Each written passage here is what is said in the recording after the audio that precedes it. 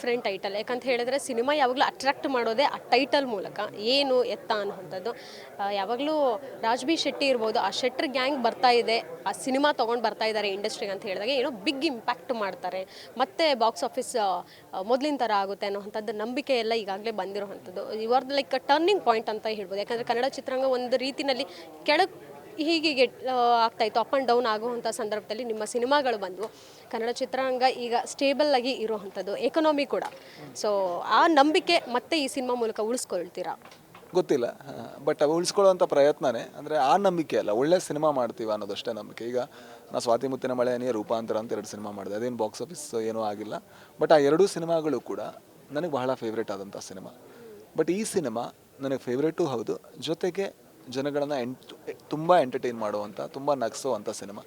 ಆ ಕಾರಣದಿಂದ ಈ ಸಿನಿಮಾ ಭರವಸೆಯನ್ನು ಉಳಿಸ್ಕೊಳ್ಬೋದು, ಒಳ್ಳೆ ಸಿನಿಮಾ ಮಾಡ್ತೀವಿ ಅನ್ನೋ ಭರವಸೆಯನ್ನು ಉಳಿಸ್ಕೊಳ್ಬೋದು. ಉಳಿದ ವಿಷಯಗಳನ್ನು ನಾವು ಯಾವತ್ತೂ ಗೇಜ್ ಮಾಡೋಕ್ಕಾಗಲ್ಲ. ಅದು ಜನಗಳಿಗೆ ಇಷ್ಟ ಆದರೆ ಸಿನಿಮಾ ಅವ್ರು ದುಡ್ಡು ಕೊಡ್ತಾರೆ, ಇಷ್ಟ ಆಗಿಲ್ಲ ಅಂದರೆ ಬೈತಾರೆ ಅಷ್ಟೇ. ಸರಿ, ಈಗ ಸಿನಿಮಾಗೆ ಬಂಡವಾಳ ಹೂಡೋದು ಇರ್ಬೋದು, ಜೊತೆಗೆ ಸಿನಿಮಾ ರಂಗಕ್ಕೆ ಬರಬೇಕಂದ್ರೆ ಒಂದು ರೀತಿಯ ಧೈರ್ಯ ಮಾಡಬೇಕು, ಗಟ್ಸ್ ಇರಬೇಕು, ಆ ಫೀಲ್ ಇರಲೇಬೇಕು ನಮಗೆ ಅನ್ನುವಂಥದ್ದು ಬೇರೆಯವರ ಅಭಿಪ್ರಾಯ ಆಗಿರುವಂಥದ್ದು. ಯಾಕಂದರೆ ಸಿನಿಮಾ ರಂಗದಲ್ಲಿ ಫ್ಲಾಪ್ಸ್ ಅನ್ನುವಂಥದ್ದು ತುಂಬ ಬರ್ತಾ ಇವೆ. ಎಷ್ಟೇ ಚೆನ್ನಾಗಿರೋ ಸಿನಿಮಾ ಮಾಡಿದ್ರು ಸಹ ಹಿಂದೆ ಕೂಡ ರಿಲೀಸ್ ಆಯಿತು ಒಂದಷ್ಟು ಕನ್ನಡ ಸಿನಿಮಾಗಳು. OTTನಲ್ಲಿ ತುಂಬ ಚೆನ್ನಾಗಿ ರೆಸ್ಪಾನ್ಸ್ ಸಿಗ್ತಾ ಇದೆ, ಥಿಯೇಟ್ರಿಗೆ ಹೋಗಿ ಯಾರೂ ಜನ ನೋಡೋವಂಥವ್ರಿಲ್ಲ. ಬಿಗ್ ಸ್ಟಾರ್ಸ್ ಬಂದ್ರೇ ನಾವು ಸಿನಿಮಾ ನೋಡೋಕೆ ಹೋಗ್ತೀವಿ, ಯಾಕಂದರೆ ನಾವು ದುಡ್ಡು ಕೊಡ್ತೀವಿ, ವರ್ತ್ ಇರಬೇಕು ಅನ್ನುವಂಥದ್ದು. ಬಟ್ ನಾನು ಅದನ್ನು ನಂಬಲ್ಲ, ನನಗೆ ಅದರಲ್ಲಿ ನಂಬಿಕೆ ಇಲ್ಲ. ನನಗೆ ಒಂದು ಮುಟ್ಟೆ ಕತೆ ಇದ್ದಾಗ ಹೇಗಿತ್ತು, ಜನಗಳು ಇದೇ ರೀತಿ ರೆಸ್ಪಾನ್ಸ್ ಈ ಸಿನಿಮಾ ಕೊಡ್ತಾರೆ ಅನ್ನುವಂಥ ನಂಬಿಕೆ ಇದೆ.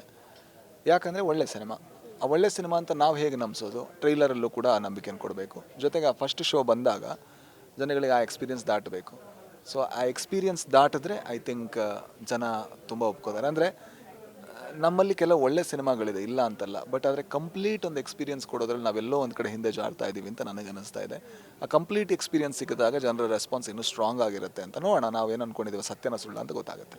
ಈಗ ಹೊಸಬ್ರನ್ನ ಹಾಕೊಂಡು ಸಿನಿಮಾ ಮಾಡೋದು ಹೇಗೆ ಅನ್ನೋವಂಥದ್ದು ನಿಮಗೆ ಫೀಲ್ ಇದೆ? ಯಾಕಂದರೆ ನೀವು ಸ್ಟಾರ್ಟಿಂಗ್ ಇಂಡಸ್ಟ್ರಿಗೆ ಬಂದಾಗ ಯಾವ ರೀತಿ ಸ್ಟ್ರಗಲ್ ಮಾಡಿದ್ರಿ, ಜನ ಆಕ್ಸೆಪ್ಟ್ ಮಾಡೋದಿಲ್ಲ ಒಂದೇ ಸಲ. ಬಟ್ ನಿಮಗೆ ಆ ಒಂದು ನಂಬಿಕೆ ಇರೋದಕ್ಕೆ ಹೊಸಬ್ರನ್ನ ನಿಮ್ಮ ಸಿನಿಮಾದಲ್ಲಿ ಹಾಕೊಂಡು ಪ್ರೊಡ್ಯೂಸ್ ಮಾಡ್ತಾ ಇದ್ದೀರಾ. ಸೊ ಏನು ಅಂಥದ್ದು ಏನು ಚಾರ್ಮ್ ಕಾಣಿಸ್ತು ಅಂತ?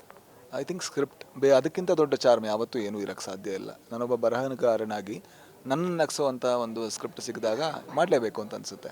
ಮಾಡಲೇಬೇಕು ಅಂತ ಯಾಕೆ ಅನಿಸುತ್ತೆ ಅಂದರೆ ಆ ಸಿನಿಮಾನ ಫಸ್ಟ್ ನೋಡಲೇಬೇಕು ಅಂತ ಅನಿಸುತ್ತೆ. ನಾವು ಊಟ ಮಾಡೋದನ್ನು ಮಾತ್ರ ನೆಂಟರಿಗೆ ಕೊಡಬೇಕು, ನಾವು ನೋಡುವಂಥ ಸಿನಿಮಾಗಳನ್ನು ಮಾತ್ರ ಆಡಿಯನ್ಸಿಗೆ ಕೊಡಬೇಕು. ಐ ಥಿಂಕ್ ಇದು ನಾನು ನೋಡುವಂಥ ಸಿನಿಮಾ, ಅದರಿಂದಾಗ ಆಡಿಯನ್ಸಿಗೆ ಕೊಡ್ತಾ ಇದ್ದೀನಿ.